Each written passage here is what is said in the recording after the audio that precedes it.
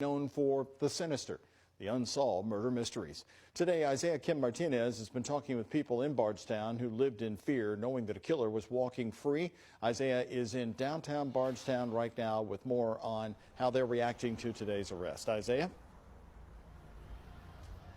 Doug, it's interesting you mentioned that word sinister. It's one of the words used today specifically to describe Brooks Houck. And as you know, all that so many here in this small town have wanted since 2015 is justice for Crystal Rogers, her mother, Sherry Ballard, and the entire family. And tonight, there's hope this latest arrest will be the tipping point for the answers needed to solve those other tragic cases here, too. By word of mouth. Well, the telephone has been ringing all over town this morning. And through social media. I got a text for some people in town. The news has resonated with the Bardstown community. That Brooks Houck has been arrested. I had some very colorful language, just, oh my goodness. Thrilled. Thank goodness, finally some justice. Get him locked up. Brooks Houck, charged with complicity to murder and tampering with physical evidence, now sits in Hardin County detention after being transferred from Nelson County. Everybody was just left in this gray area, and that gray area has color now that Brooks Houck is behind bars. Katie Marks has lived in Bardstown the majority of her life and has watched this case closely for years. Her relief is that Houck is no longer driving. Everybody in this town knows what his truck looks like. And walking amongst this town. To being that close to evil was just a very sinister feeling. Now, is he guilty? Is he not? That'll have to be taken out in court. Through the eyes of former Bardstown mayor and Nelson County historian Dixie Hibbs, there's perspective. It's almost like a branch hanging in a tree, and it's going to fall because it's broken. It's going to fall, but we don't know when. The high wind's coming. The high wind is coming, and now may be the time that the wind blows that broken branch down. A woman who's witnessed this quaint town in agony the last 8 years. The hope was their efforts, the searches and the signs led to answers and an arrest. Now the community has seen two in a span of 3 weeks. Something's happened in the last 3 or 4 weeks. This is just the beginning. The information is going to trickle out, and we're going to try to put it together like a big puzzle.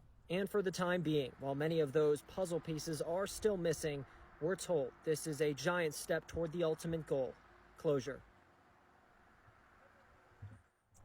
And when we got word that Houck was being transferred here today, there was some thought he may be headed to Grayson County's high security facility. Now, I talked with an official in that county who speculates that part of the reason why Houck may have been sent to Hardin County's jail is because Joseph Lawson is in Grayson County, and authorities may not want the two in custody together in the same space. Absolutely, Doug. I mean, today's arrest certainly just absolutely huge news in this community. Brooks Houck was arrested by Kentucky State Police troopers and special agents with the FBI early this morning. We've learned that arrest happened on a job site where he was doing construction. He was initially booked into the Nelson County jail, and he did take 2 mugshots, one in a T-shirt, the second in an orange jumpsuit. He was then transferred down to the Hardin County Detention Center, and that is where he is right now. Take a look at his latest mugshot. You can see it right here. He was booked in an orange jumpsuit, something many folks here in Bardstown told us they hoped to see, but in some ways didn't know if they ever would. Houck is facing 2 different charges. He is facing murder and he is facing tampering with physical evidence, both of these charges in connection to the death of Crystal Rogers. We want to get you the information you need to know right now. So here are 3 things about this arrest. First of all, he is facing those 2 charges, 1 count of each. Again, it is murder and tampering with physical evidence. A Nelson County judge placed Houck under a $10 million cash bond. That is a huge cash bond, especially in this community. And as you know, Houck has been the main suspect in this case since 2015. He was the last person to see Crystal Rogers alive. 10:48 a.m. 41-year-old Brooks Houck emerging from a sheriff's SUV wearing a T-shirt and shorts. He had been arrested on the job at a construction site. Handcuffed, he walks quickly into the Nelson County Jail. Then, less than 1 hour later, at 11:39 a.m., the scene all of Bardstown has waited 8 years to see. Houck wearing an orange jumpsuit. As you can see here as well, he's wearing leg chains. led to his transportation right to the Hardin County Jail. Okay, everybody, I have an update with Brooke Hawks with the Crystal Rogers case. If you're unfamiliar with that case, I have previous videos, and there is also a podcast called Bardstown that is very informational. Brooke Hawks has officially filed a motion asking the judge for a bond reducel under K. It's a 14-page motion, and I will give you the highlights. Look, we already knew he was going to ask for this, so nobody get upset or nervous or anything like that. He goes before a judge on Thursday, and we'll just have to hope the judge says no. But yes, he has asked for the $10 million to be reduced to $500K. He's asked for a special conditions of electronic GPS monitoring with work release if he is bonded out. So he's asking to wear an ankle bracelet basically and go to work. His attorney says that he has been unfairly subject to character assassination by press conferences, podcasts, and countless media stories.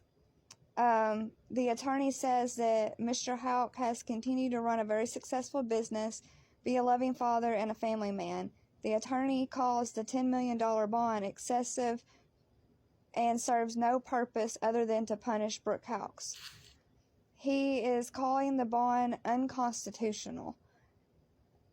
It says that in the Pacific request for a $500K cash bond with work release suggests that Brooke or his family could pay that motion.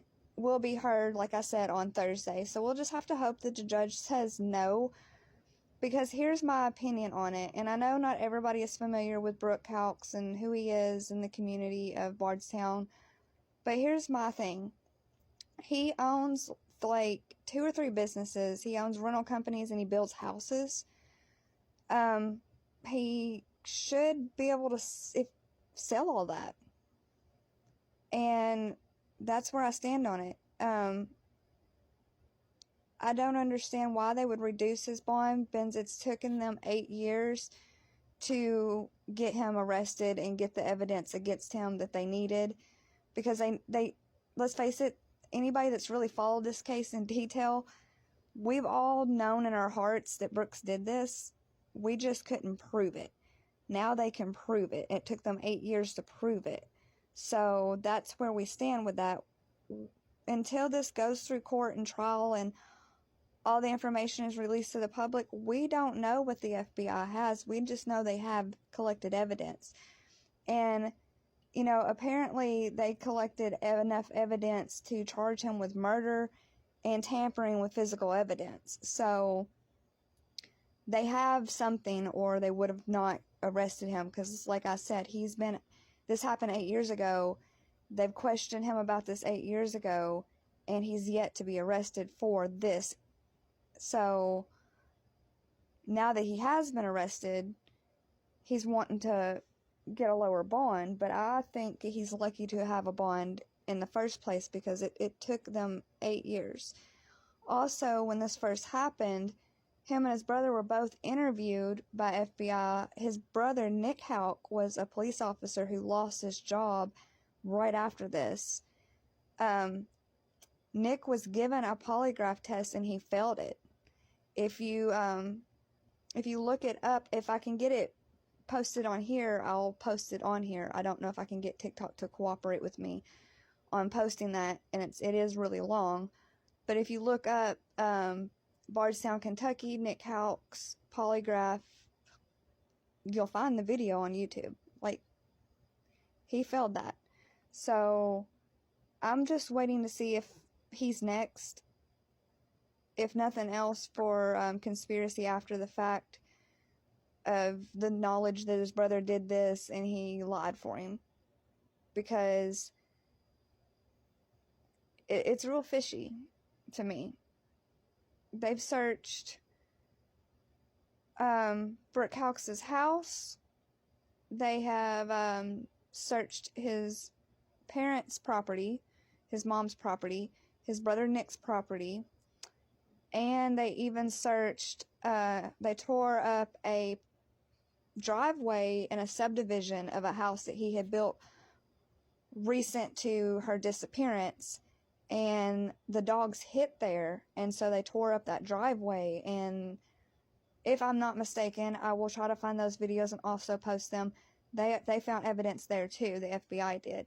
So he's guilty as far as I'm concerned, in my opinion, allegedly.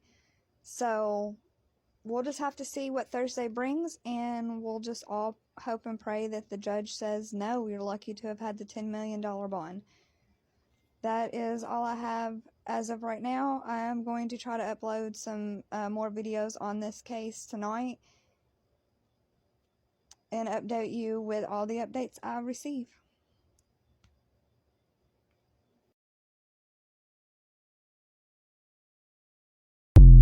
Main suspect in Crystal Rogers' disappearance has ties to this neighborhood. Shay McAllister was taken in today for a closer look at the FBI's search area, while WHS 11's Grace McKenna has been hearing from community members who have spent years with Crystal's killer on the loose. We start our team coverage with Shay at the scene. Shay? Well, Doug, a second day in this search was not expected, but the FBI tells us they needed more time. Sherry Ballard says this second day has given her more hope. Late today, the first clue as to how and where investigators may be focusing this search. Giant pieces of driveway hauled out of the neighborhood on the back of a construction truck. I don't think they would just randomly pick out a driveway unless they had some kind of reason to do that. Sherry Ballard following developments from home on day 2 of the search, but offering possible insight as to why the FBI is so interested in this driveway and what could be beneath it. When my daughter went missing, Brooks was building in that neighborhood, and he built numerous houses in that neighborhood. Monday, the FBI worked in the front and backyard of this property. 24 hours later, they've narrowed their search to a particular spot. Ballard says it's the same spot where a cadaver dog hit 5 years ago. I don't want to misread that, but it just feels different.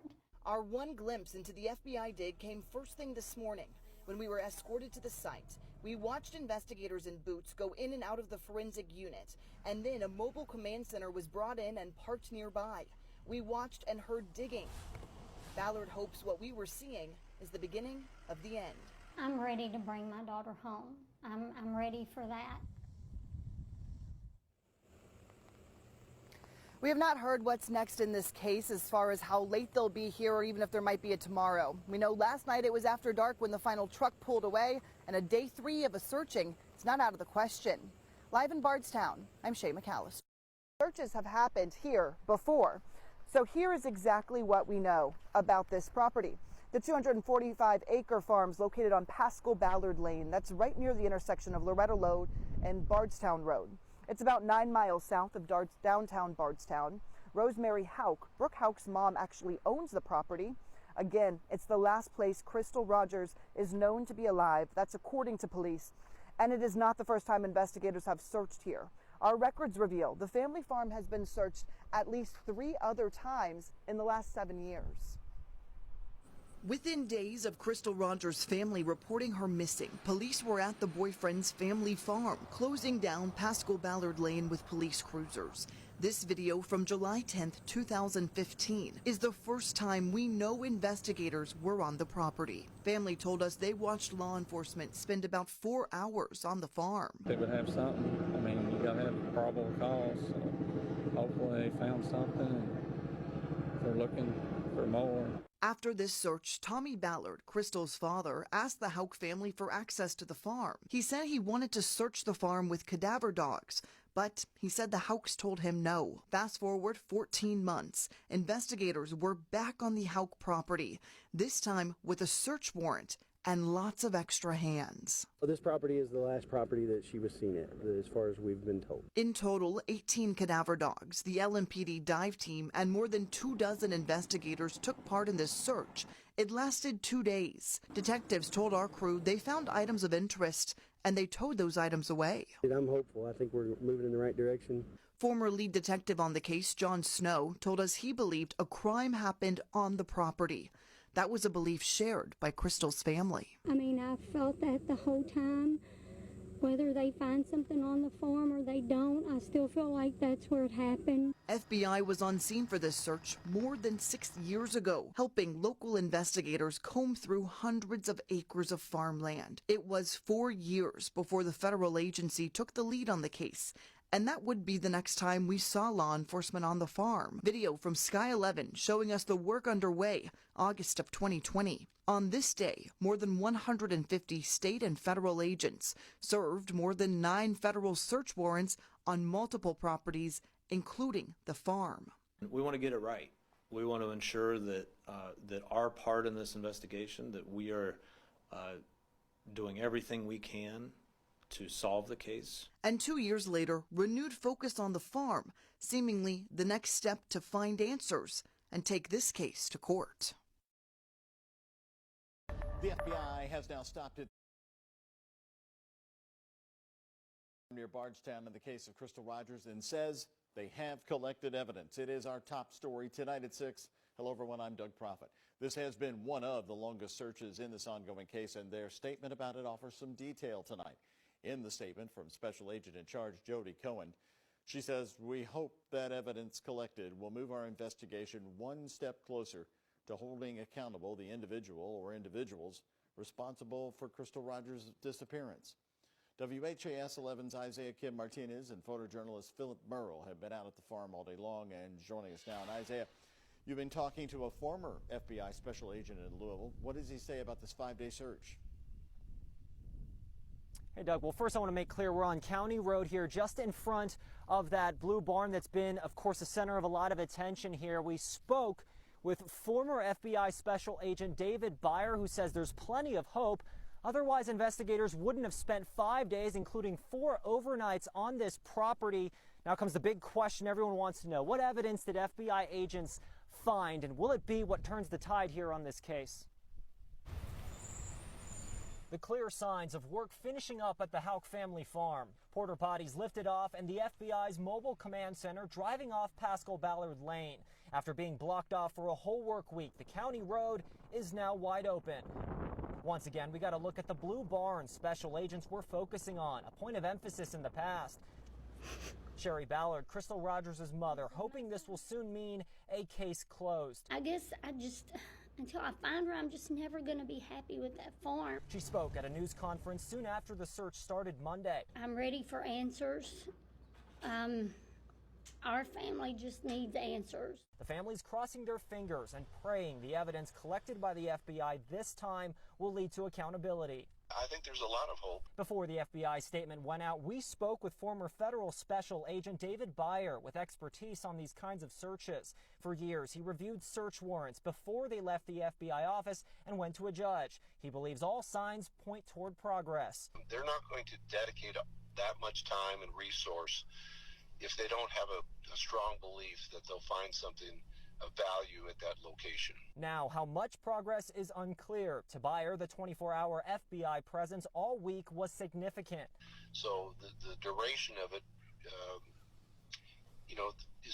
is more than likely due to the attempts by somebody to conceal something. Also up in the air, whether we could see more searches in the near future, either at this property or elsewhere. That remains to be seen. They develop that reasonable belief, a judge could authorize another search warrant at that location or any other location. Now, we also spoke with Crystal's sister and other family members who live close by. They didn't want to appear on camera here today, but they did tell me they have full trust in both the work that federal and local agencies have done all week to make progress here on this case. Live here in Nelson County tonight, Isaiah Kim Martinez, WHAS 11 on your side. Today, the latest, really the IRS that you've been seeing going in and out this morning. Yeah, at this specific location here off Glenview Drive, that is who we've seen throughout the bulk of the morning, taking loads of those plastic bins full of papers and folders, as well as even a number of the cabinets and file cabinets. You've seen them take out the drawers and then the whole thing's all together and putting it right in the truck behind me. Now, again, this all happened just before about 7:30 this morning is when we heard that release from the FBI saying that they were taking over this investigation and obviously had been for some time. But they have told us very simply that they are here just for a court-approved activity. When we first got here, you could see even the front door looked like it had been busted in from their initial contact with the Houcks family. Tire tracks all over the front yard. Brooks, as you know, is the main suspect in Crystal Rogers' disappearance, but has never been charged with the crime. And 5 years later, more than 150 state and federal law enforcement officers are now executing 9 federal search warrants. As Kristen mentioned, they're conducting more than 50 interviews, they're telling us today, throughout Bardstown. Kentucky State Police have also been on scene here today, kind of watching over everything, saying that they, in the past, have followed up on hundreds of tips from the public and logged thousands of investigative hours in this case. Now, we mentioned Brooks Houck. He is actually here. We were told that a number of family members, including Brooks, were taken from the home and detained for questioning, and we have seen him with our own eyes just behind me. He's up against a garage, kind of hidden from view at this point, surrounded by a number of federal agents as they continue to walk in and out of his house with more evidence that they News out of Bardstown. Tonight, sitting in the Hardin County Jail, Brooks Houck, not only facing murder charges in the case of his former girlfriend, Crystal Rogers, but a whopping $10 million bond. You know, we don't often see a cash bond figure that high, and we want to start with that and the message it is sending to the community and everybody else. Joining me live is Nick Mudd. He's the former Assistant Jefferson County Commonwealth's Attorney in the Violent Crimes Unit, and now with his own firm, the Mudd Law Group. $10 million.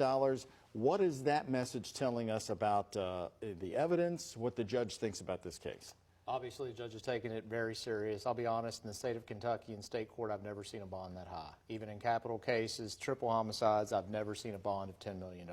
Well, we can only read into it right now. What's it telling us? Is it saying a message either about their concern that he would flee the state or about the evidence they have? I think it could be saying both. Certainly, he may have had the means, I don't know, to flee, and so the judge wanted to make sure that that wasn't an issue at all.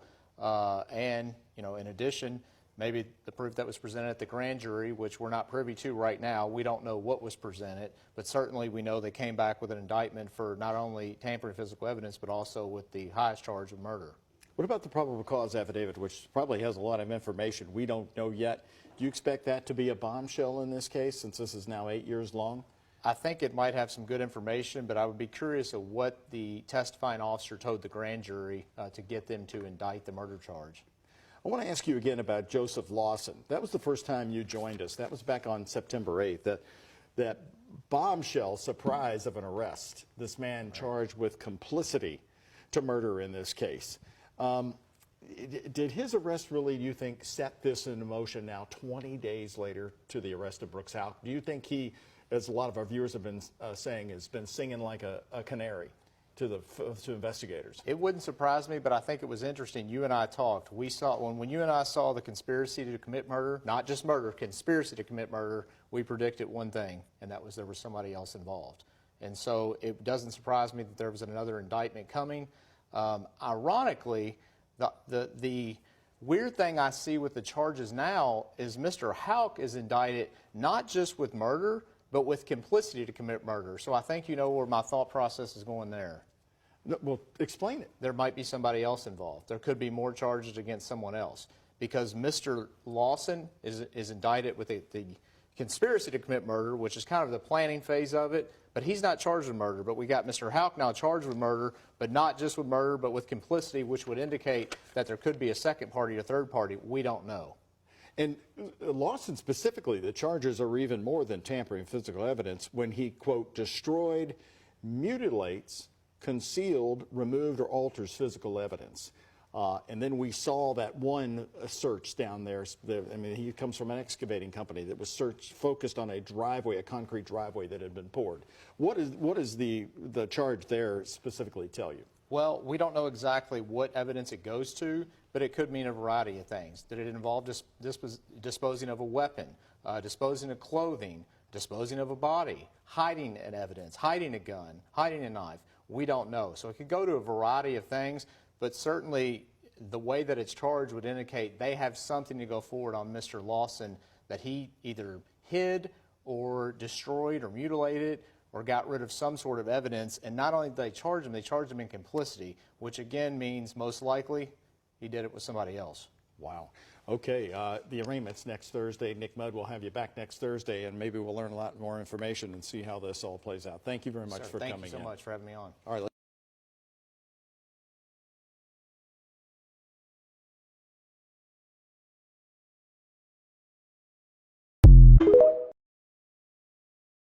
Court appearance, and today turned into another major shocker in Bardstown. No one saw this coming. The live video arraignment of Brooks Houck in court for the murder of Crystal Rogers reveals prosecutors believe they have the gun that killed her father, Tommy Ballard, who of course was leading the search for her remains. Hello everybody, and thanks for joining us at 5. I'm Doug Proffitt. At today's arraignment, the prosecutor revealing they bought a gun from Nick Houck, that's Brooks's brother, and they're currently testing it. They believe that gun was the weapon used to kill Tommy Ballard, Crystal's father, who was mysteriously killed more than a year after her disappearance. Well, WHS 11's Shay McAllister's in Nelson County, along with our chief photojournalist, Philip Merle. They were in the courtroom. And Shay, you saw the reactions of the people when the prosecutor said all this. What did you witness? Well, Doug, first thing I looked over at Sherry Ballard. She was right in the front row and her eyes swelled with tears. I think it was a very emotional thing, not only to hear Tommy's name, her late husband's name, but to know they are currently working his case so far as they believe they have the gun and the person who fired it. When it comes to an arraignment hearing, there's things you expect. You expect to hear about the evidence. You expect to hear about the bond. You expect to hear about a trial. You don't expect to get a bombshell in a completely different case. That's what happened today. In front of a packed courtroom, another shocker in the small-town murder mystery that just keeps twisting and turning. For the first time, we hear who investigators believe killed Tommy Ballard. Special Prosecutor Shane Young saying they are currently testing a gun that belonged to Nick Houck. We're investigating the murder of Tommy Ballard that could potentially be related to this case.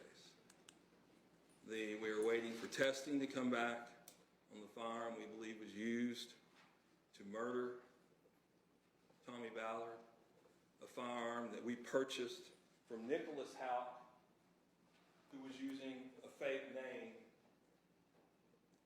when he sold the rifle. The prosecutor going into detail about why he believes it will be a match. We know it's the same caliber. There's 5 criteria that they're looking at, and so far it's matched 4 of the 5 criteria. In the front row of the courtroom, the Ballard family looked stunned, Sherry's eyes filling with tears. It was a moment this family has been waiting for. That feel real good. We thought it all along, but after prosecuting Shane made that statement, we feel a whole lot better, and I think it won't be too long. He thinks Nick Houck could be the next arrest. But he and Brooks weren't the only ones from the Houck family mentioned in the courtroom. Prosecutor Shane Young accused the family of violating Kentucky law by secretly recording grand jury proceedings. The defendant's sister, Rhonda McEvoy Houck, brother Nicholas Houck, mother Rosemary Houck, brother-in-law Alex McEvoy, and Rosemary Houck's live-in boyfriend, Larry Mott, all recorded, secretly brought in recorders and recorded the grand jury. I've been practicing here, Your Honor, for 25 years in this state, and I've yet, ever, heard of anyone recording a grand jury.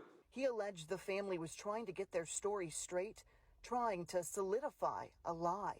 As been stated before, the truth will set you free. The problem in this matter is the truth will imprison Brooks Houck, and we're asking Your Honor to keep the bond the same. The defense did submit a request to lower the bond.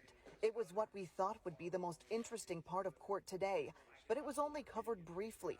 The defense wants it lowered from $10 million to $500,000. Attorney Brian Butler called the current bond oppressive. The grand jury out of Nelson County that set this bond, I have been practicing 28 years. I have never heard of a bond even coming close to this. And I can tell you I've never asked for a $10 million bond. This is the first multi-millionaire I've prosecuted for murder. Young alleges Houck's construction companies, rental properties, and real estate is worth $10 million, if not more. He says this bond is fair for someone who has so much to lose. Ultimately, the judge asked for more time to review the new information. He says he'll make a decision later. And as the courtroom emptied, we had some questions for Rosemary Hauk, Brooks' mom. Rosemary, the special prosecutor accused you of violating Kentucky law today. What do you have to say about that? Your son's involved in the deaths of... Did your son Nick kill Tommy Ballard? Rogers. Anything you'd like to say? Did your son kill Tommy Ballard, Miss Hauk? Is there anything you'd like to say? She didn't stop to provide any answers about her son Nick and the new accusations that he killed Tommy Ballard. But Tommy's dad had these final words. I'm hoping he'll be the next one arrested. In a case that continues to stun Kentucky and the nation, another bombshell comes out of court. One the Ballard family hopes is bringing them that much closer to real justice. Okay, so the next court date in this case is coming up in February of next year. It will be here in Nelson County, but eventually court will be moved from Nelson County. The defense team already saying today they fully intend to ask for a different county to take on this case to get a fair trial for Brooks Hauk. Well, as you know, there is a co-defendant in this case. We are talking about a man who was arrested just a couple of weeks before Brooks Hauk. His name is Joseph Lawson. Joseph Lawson was indicted by a grand jury on 2 different charges: conspiracy to commit murder and tampering with physical evidence. Lawson was arrested on September 8th. He was arraigned shortly thereafter. Court entered a not guilty plea on both of those charges and on his behalf. There are 2 bonds in his case, one for $500,000, the other for $50,000. His court date is set for October 26th. Well, for the family in this case, the Ballard family, it has been an incredibly long 8 years. There have been so many twists and turns. Brooke Hash took some time to go through all of the developments. Let's take a look. Crystal was last seen alive on July 3rd of 2015. At the time, the Nelson County Sheriff's Office was handling the case. Brooks Hauk told police the couple had fed cows at the family farm and then went home together. He says the next morning she was gone. 4 months later, the sheriff at the time announced Crystal was presumed dead. She has vanished. And declared Hauk the main suspect. No comment. Thank you. Y'all have a good day. The FBI took over Crystal's case 5 years later. They'd spend the next 2 years searching several properties from the home of Brooks' brother, former Bardstown police officer Nick Hauk, and the family farm. That brings us to June 21st of this year, when a grand jury indicted 32-year-old Joseph Lawson on 2 charges: conspiracy to commit murder and tampering with physical evidence. His attorney confirmed it was in connection to the Crystal Rogers case. And finally, the arrest of Brooks Hauk, now charged with murder and tampering with evidence on a $10 million cash bond.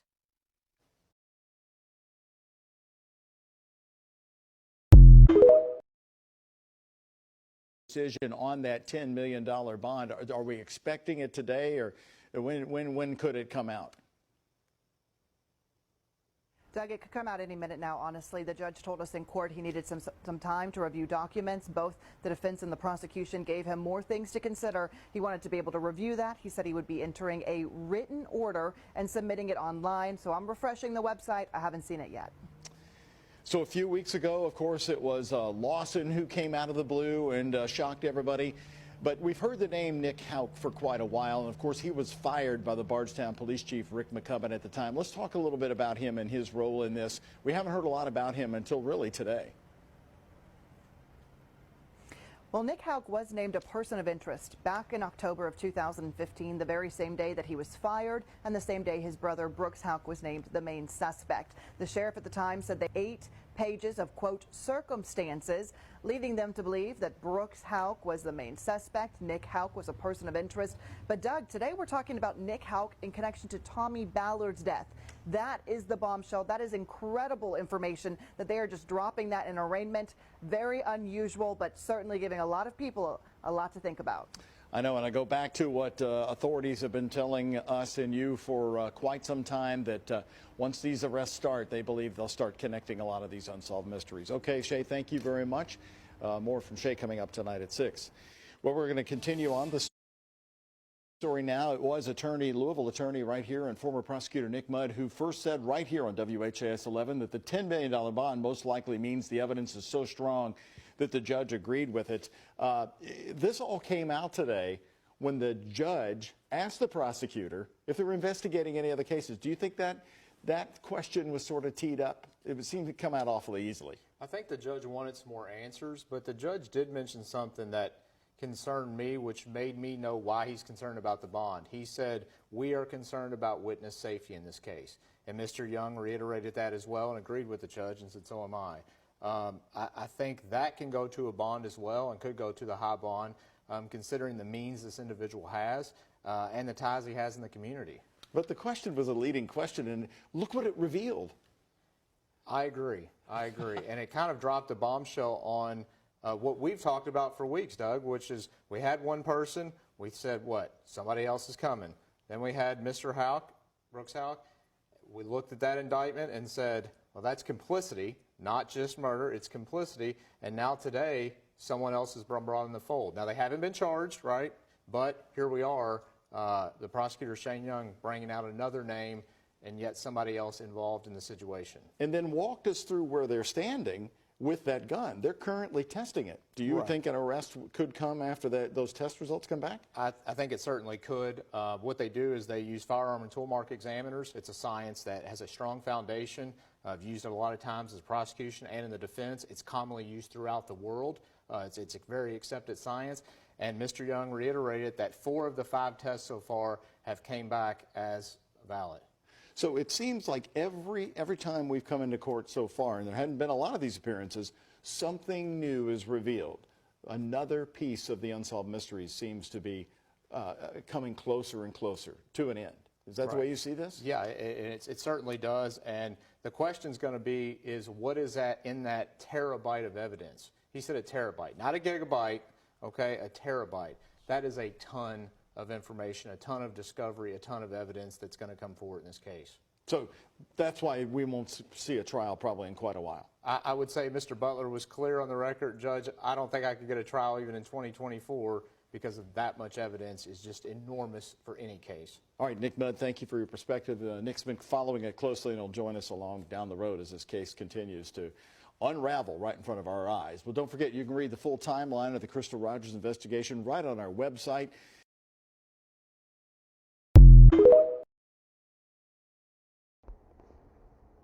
All right, guys, this is going to be short and sweet. The judge has ordered Brooks' bond reducal request to be denied. The judge is going to keep it at $10 million. Reasons: Brooks has enough financial resources, no point in lowering the bond. The gravity of the murder charge, they believe that, he's being charged with murder, which if found guilty, he's facing life in prison, so that's enough to make somebody want to run. And Brooks is, I would feel, a flight risk as well.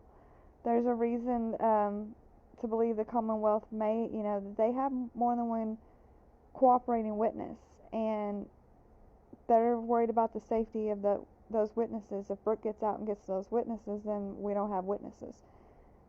We have to protect them. The court wants to be fair with this trial, and his family has already messed with this investigation. His brother was a police officer and was fired for interfering with the investigation. That was early on. And then we just learned a couple of days ago that his family took recording devices and recorded the grand jury, which is supposed to be secret. That's definitely illegal in the state of Kentucky. So they already know if they let Brooks out, then he's going to be able to get to people and talk to people, and they're going to be able to mess with the case even more. Keep him in jail. When you talk to somebody in jail, it's recorded. You let him out and he talks to his mom or whoever is out there on a cell phone, that's not recorded. We just know that at this time and this date they called this person. We don't know what they said. So keep him in jail where everything he says on that phone is recorded. And watch them all closely, because from what I've seen, this family is crooked, and I wouldn't trust them as far as I can throw them. But I'm glad to be able to come and tell you guys that Brooks is not getting out without paying $10 million, and if he don't, he'll be in there until trial. And as we all know, he's going to prison the rest of his life for this. So I don't see a way of him getting out of it, but I'm waiting for them to also tell us about the gun, and if all 5 criteria matches, 4 out of 5 as of right now match, and I haven't heard any update on that. But you know, Nick is looking to be the next one in jail, and if proven that he had something to do or he committed the unaliving of Tommy Ballard, Crystal's dad, then he'll be sitting right next to his brother serving life in prison. They both will. So we just have to keep praying that justice is served in this case for the whole family, and pray for Eli, because I'm sure he doesn't understand. You know, he was 2 when this all happened, and I'm sure he does not understand what's going on. So when you're praying, just say a special prayer for him. He's a child, and I wouldn't wish this on nobody, but especially a child, having to go through something like this. But that is all I have. I will be back to update y'all when I have more information. There's another new development tonight in the argument over the bond for Brooks Houck. The attorney for the main suspect in the killing of Crystal Rogers is now heading to a higher court in Kentucky, appealing the decision to keep it at $10 million. WHAS 11 Shane McAllister has more on the filing to the Kentucky Court of Appeals. In court, Judge Charles Sims III heard both sides for and against a bond reduction. The grand jury out of Nelson County that set this bond, I have been practicing 28 years. I had never heard of a bond even coming close to this. And I can tell you, I've never asked for a $10 million bond. This is the first multi-millionaire I've prosecuted for murder. In his 20-year career, Sims admits this is the highest bond he has ever given. He laid out 4 reasons why he believes Brooks Houck must be held on $10 million. First, the court believes Houck has access to money to pay the bond. In the judge's order, he said Houck owns 3 construction companies and 83 rental properties. The tax assessment totaled $8.5 million. Next, the court believes Houck could be a flight risk because he's facing life in prison. Sims says most defendants can be a flight risk when facing tough penalties. The third reason speaks to the violence of the alleged crime. Judge Sims is worried for the safety of witnesses, these concerns stemming from the bombshell released at the arraignment, new details in the investigation of Brooks' brother, Nick Houck. We're waiting for testing to come back on the firearm we believe was used to murder Tommy Ballard, a firearm that we purchased from Nicholas Houck. Prosecutors are having the gun tested right now, the gun they believe was used to kill Tommy Ballard. And lastly, the court wants a fair trial. The judge says he believes the Houck family could be jeopardizing that after what Judge Sims called deliberately engaging in misconduct. The first allegation is from early on, when Houck family members secretly and illegally recorded grand jury proceedings. As for Houck's appeal, the Court of Appeals could release a decision in the next few months. Shay McAllister, WHAS 11, on your side. And right now, as we speak, Brooks Houck is still in the Hardin County Jail, and his next court appearance in this case is set for February.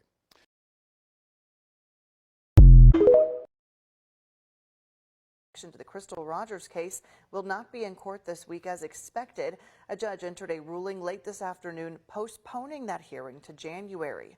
Lawson is charged with conspiracy to commit murder and tampering with physical evidence. According to the indictment, both charges stem from an incident on 4th of July weekend back in 2015. That is the same weekend Rogers was reported missing, and just days before, her keys, phone, and purse were found inside her car on the side of the Bluegrass Parkway. Lawson's currently in custody on a $500,000 bond. His new court date is set for January 5th, 2024 in Nelson County.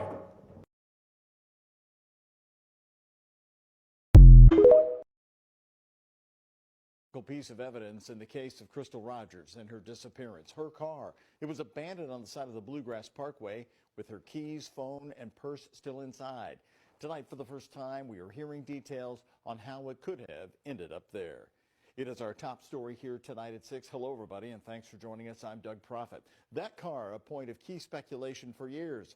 And tonight, WHAS 11 Shay McAllister is here with the new answers on what you learned today from an attorney. Shay? That's right, Doug. All of this new information coming from attorney Theodore Lavitt, who represents the newly arrested man, Steve Lawson. The attorney says his client had nothing to do with the death of Crystal Rogers, but was providing police with critical information in exchange for immunity. Immunity that came to an end with last week's indictment.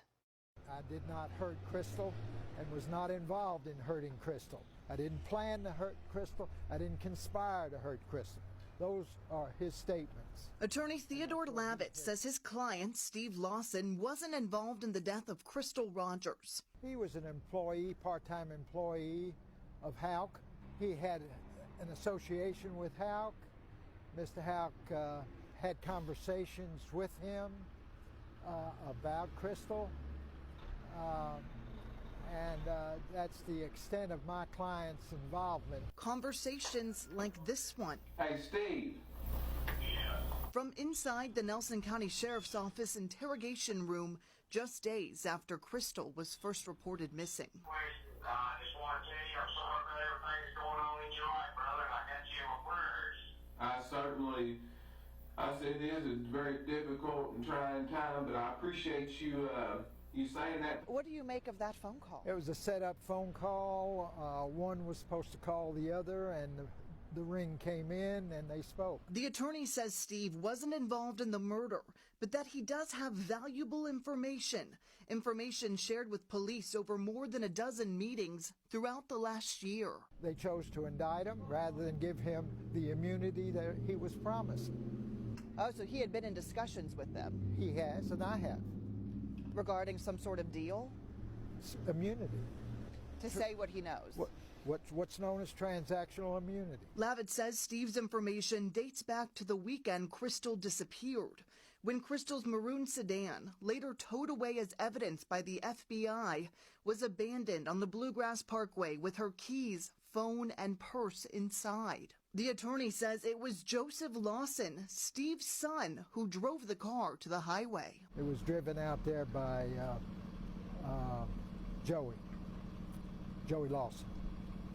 He had a flat tire at that mile marker, and my client received a phone call, went out there and got him, brought him back. The attorney says Steve doesn't know where the car was going or why his son was driving it, but he does have reason to believe police have built a case around solicitation. Do you think that Brooks Houck paid Joseph Lawson to help in the murder of Crystal Rogers?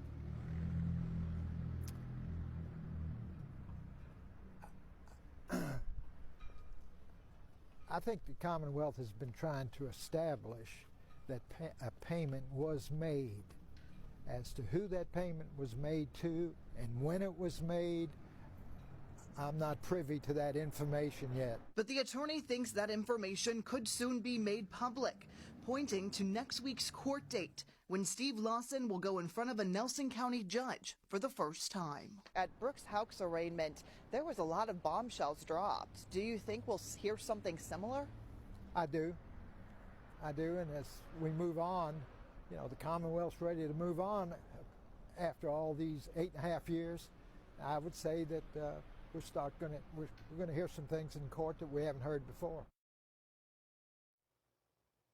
And we certainly do expect the details in this case will just keep coming. So here's the court dates to keep an eye on. Steve Lawson has arraignment on December 21st. That is just next week. And then his son, Joseph Lawson, will be in court in January. Brooks Houck will be in court next on February the 8th.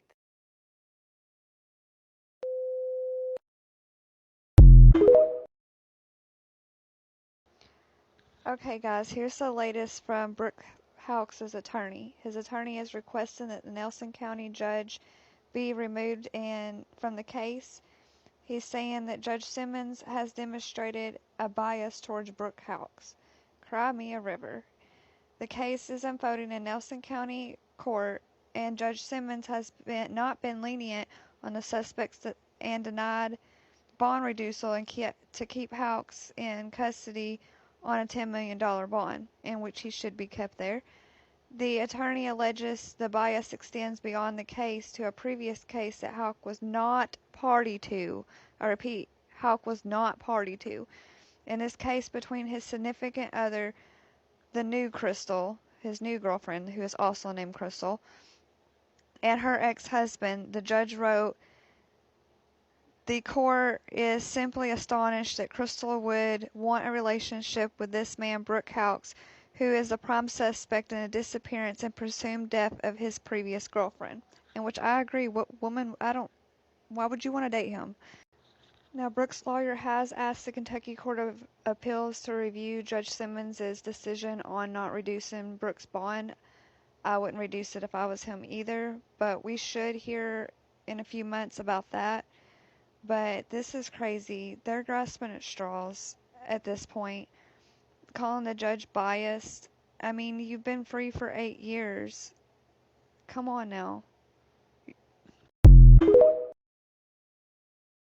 First time investigators have searched this particular property. We still don't know exactly why they're here, except for it has something to do with one of 3 unsolved cases from Bardstown. That's Jason Ellis, Crystal Rogers, or Tommy Ballard. Today I spoke with both families, the Ballards and the Ellis family. They say they are interested, they are paying attention, and holding out hope that something found here today moves their case forward. Another massive dig in Nelson County with ties to at least one of the high-profile unsolved cases that have gripped the Commonwealth. From the Sky 11 drone, you can see the hole where FBI and Kentucky State Police have focused their efforts.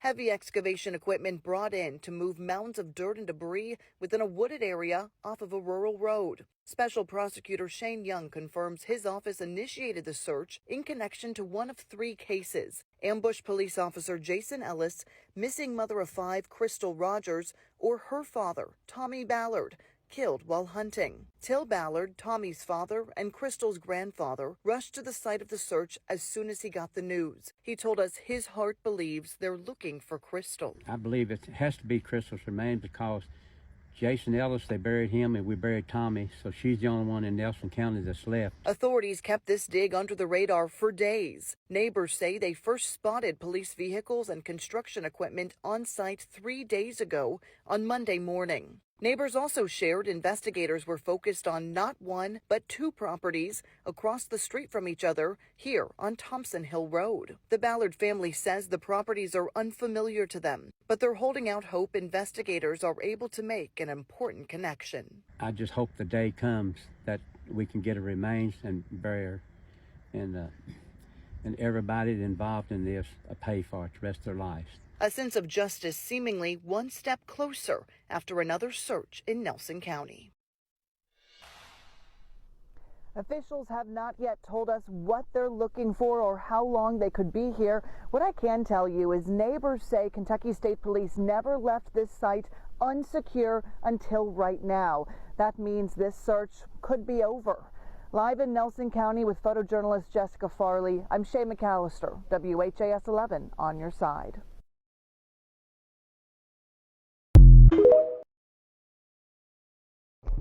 Hey guys, I have an update in the Crystal Rogers case out of Bardstown, Kentucky.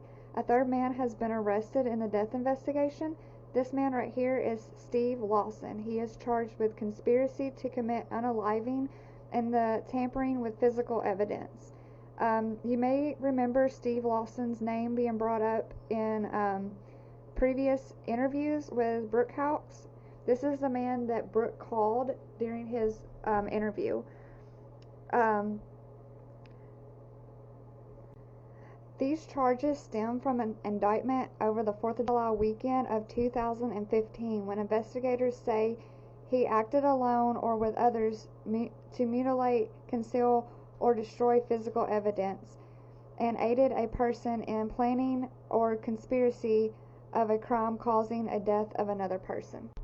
We've since learned that Steve Lawson has a son named Joseph Lawson. That being said, we cannot confirm that he is the same man who is arrested. And if you remember, Joseph Lawson was arrested previously on the same charges. Joseph was actually the first one arrested before Brooks had been arrested. here's the interview where Brooks had actually called Steve, and I wanted to play that for you guys. Yeah, go right ahead. Do what you gotta do. Looks like you got a couple messages. Yeah. I don't know how to do that. I've got an Apple phone. So just, You just want to put the number in, right? or check contacts or however you do it to see who it is, yeah. Check this one. 492-1390.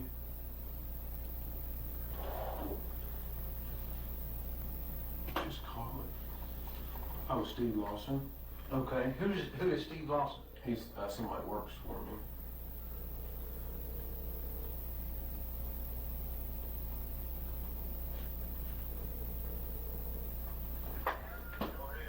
Hey, Steve. Hey, I can't hear you real good. I'm gonna ask you to speak up a little bit, okay? Okay, sir. Hey, I was wanting to know. Hey, I've got some things going on next week. I'm gonna need your help with me. Are you already booked up, or can you help me? I haven't moved up yet. I'm still looking for a place. That's why I needed them numbers from you. All right. Well, I can write them all down and get them there for you. But I was actually talking about doing some more work with your little skid steer and so forth. Mine's still broke down. Well, like I said, get with me tomorrow. I'm coming. I know you have a hard time hearing me because it's where I'm located at. All right. So just get in touch with me tomorrow and we'll see what we can do. But my question, I just want to tell you I'm sorry about everything that's going on in your life, brother, and I got you in my prayers. I said it is a very difficult and trying time, but I appreciate you saying that. But hey, I need your help while I got you on the phone here. Do you remember the other night you called me really late, and I forgot what you asked me. Can you? I guess it wasn't on the phone. I might have been tired. I know it was pretty late at night. Can you remember what you asked me or what you were after? I can't remember. Yes, sir, I can. I called and asked you for them numbers for a house. Oh, for a rental house. Yes, sir, And I did. and what did I forgot? What did I tell you? You told me that you would call, what's her name, Katie or whatever, she handles all that. Crystal. Crystal, okay, I apologize. Yeah. And she said she handles all that, and that you would get back with me on it. All right. Thank you so much, now. Hey, if there's anything I can do, you give me a call. Thank you. You have a good night now. Yes, sir. God bless you. Thank you.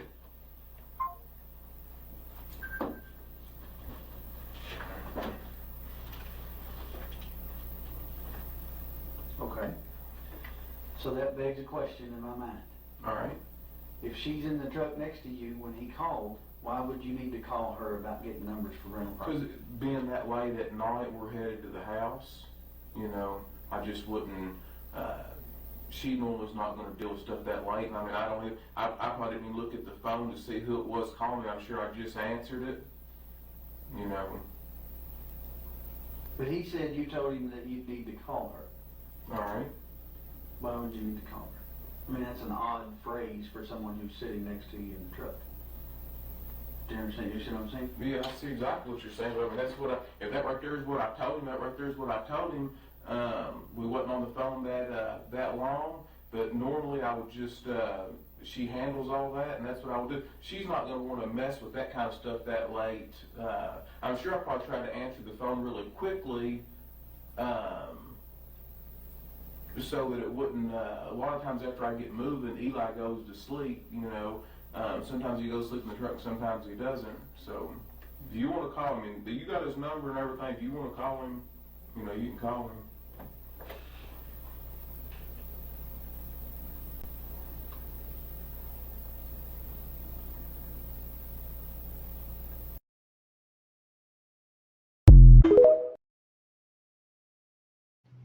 Hey guys, I have an update in the Crystal Rogers case out of Bardstown, Kentucky. For most of you know, this is Brooke Hawks. He was transferred to the Oham County Detention Center, which is in LaGrange, Kentucky. They didn't give a reason for the transfer, and he has no new charges, and his bond is still set at $10 million. This is a new mugshot, so I wanted to make sure to come on here and post the new mugshot for you guys, because his appearance has changed slightly, but not very much, but he does look different.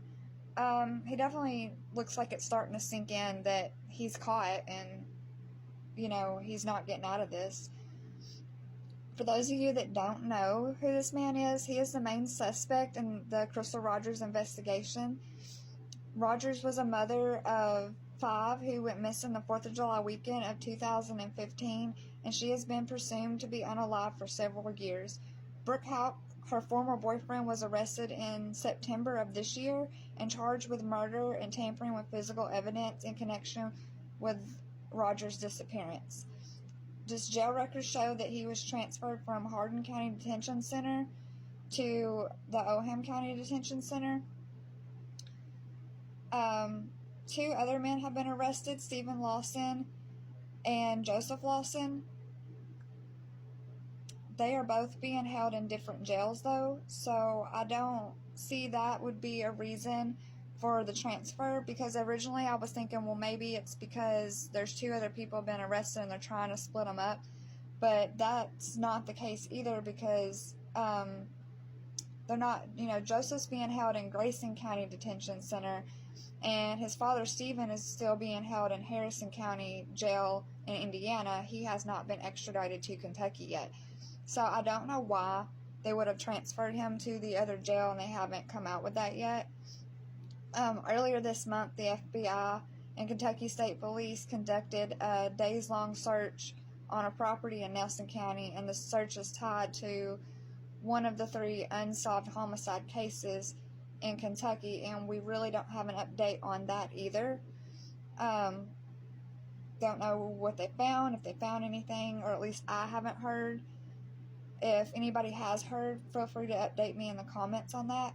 But yeah, that is the only update I have for you guys. I really just wanted to come on here and let you guys know he has been transferred out of Nelson County, and that his bond is still set at $10 million. And I wanted to let you guys see the new mugshot and what he looks like as of today. But that is the only update I have for you guys. Thank you for always coming to my page for any updates on this case. I want to say thanks for all the likes, all the comments. I enjoy, you know, communicating and debating things with you guys. If this is your first time seeing this and would like more information on this case, I do have other videos on my profile, and you please follow me, and I will update you with every update I get as soon as it drops. Thank you. You guys have a good day. Hey guys, if some of you may know, the 3 men in connection to the Crystal Rogers case had court today, and I'm just coming here to give you guys a little update on that. Shane Young says over 1.1 terabytes of discovery has been turned over from the 3 different agencies. He expects that to be complete on March 15th. Prosecution believes there is less than a terabyte to review. Young and suspects' attorneys believe that a trial could begin mid-February of 2025 based on the complex and nature of the case itself.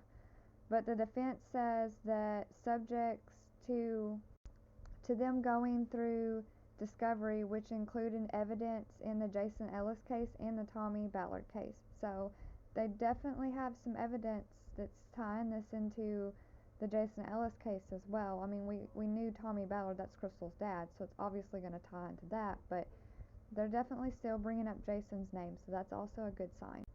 Judge Simmons set the trial date for February 10th, 2025 at 9 a.m. Another status hearing will take place March 21st of 2024 at 1 p.m.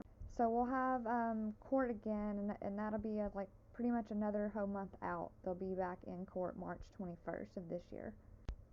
Shane Young is looking to have all 3 men tried together, and all 3 defense attorneys agree to the February 10th trial, but Houck's attorney believes there will be an objection to that eventually. And this is Lawson coming into court, as you see right here. As you can see, he's in a wheelchair.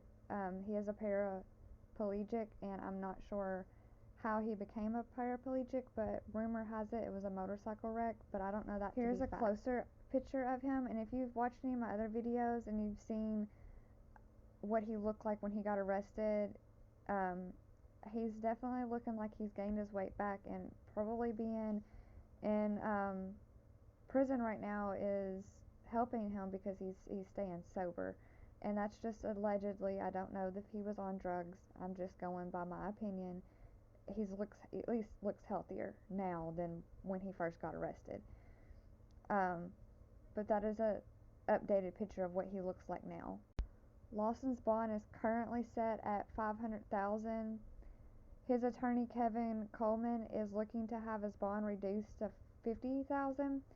He asked for Lawson to be put on home incarceration. Previously, Simmons approved a bond reducal for Steve Lawson.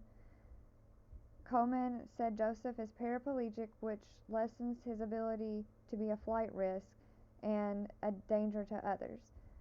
The prosecution objects to reducible of bond due to the nature of Lawson's alleged crime, and I agree. The attorneys point out his numerous prior felonies convictions.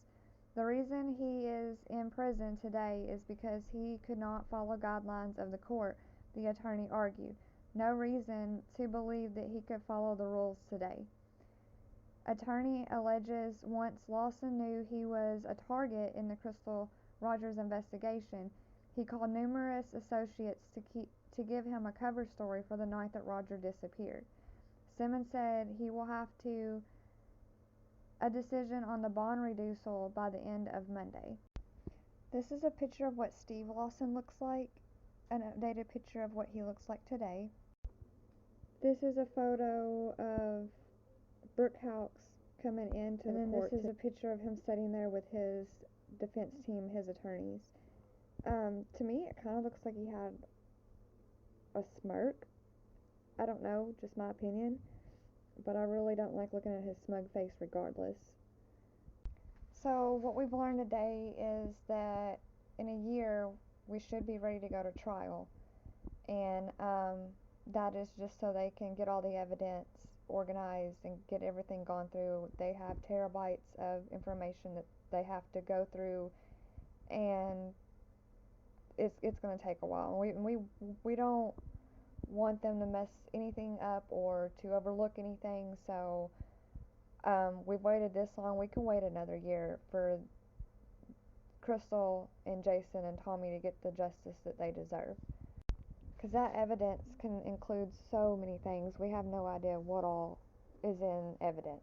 None of that's ever been made public that I'm aware of, and there's really no telling what all's in that.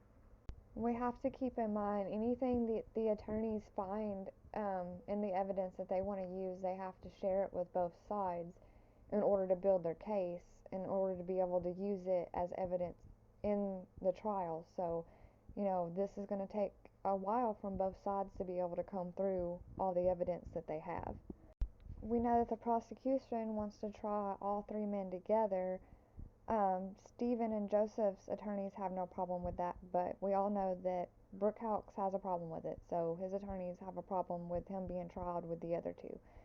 Even though allegedly they committed the crime together, he doesn't want to be tried with them. So Brian Butler, which is Hawks' lawyer, he plans to file for that not to happen, and we won't know anything about that probably maybe until March, when they go back for the hearing. He also plans to file a motion for a change of venue, so he can have a chance to have Brooks have a fair trial. I don't know where in Kentucky he could go for people not to know about this case, but he thinks that if he could get it out of Nelson County, he would have a better chance of having a fair trial. So they're going to have file up for a motion to have this moved to a different county. Listening to Shay McAllister from WHS 11 earlier, she was asked how the Ellis name got brought up, how Jason Ellis's name got brought up, and her response to that was that his name was mentioned when they were talking about evidence in the case file, and she also found that interesting that this one prosecutor was handed a case file and it just so happens to have all three of their names in it, and that's not even who they were talking about today, but it has all 3 of their names in it, including Jason Ellis, Crystal, and Tommy Ballard. So Shay McAllister found that interesting too. So that was the question she was asked, and that was the answer that she gave, in case anybody else was wondering why Ellis's name was also brought up and what connection that had. She was also asked if Nick Houck had been in court any at all, and she said no, that there was actually more family members on the Houck side that had been there previously, and still Nick has not shown his face in the courtroom. She was also asked if a change of venue would mean a change of judge, and it will not mean a change of judge at all. When they move a case to a new venue, they're not necessarily trying to get a new judge. They're trying to get mainly a new jury. They don't want any jury members from Nelson County, because he doesn't stand a chance if his peers are on that any of the 12 people. Yeah, it would be really hard also, I feel like, to find people in Nelson County without an unbiased opinion to be a jury member as well. So change of venue may be a good thing, because it won't hold back, the trial starting, because it probably would be hard to find jury members in Nelson County that doesn't have an unbiased opinion. I think most people there think he's guilty. We likely won't see anything that has to do with evidence until we're in trial with this case, so still no evidence has been leaked. So as of now, we know when this happened to Crystal, which is July the 3rd, and we know who, which is these 3 men, but we don't know how. Should I say these 3 men allegedly, to be social media correct? In Nelson County Circuit Court. Tomorrow, all 3 men charged in the death of Crystal Rogers are scheduled to appear in front of a judge in person. Brooks Houck is charged with murder and tampering with physical evidence. His former employee, Steve Lawson, is charged with conspiracy to commit murder and tampering with physical evidence.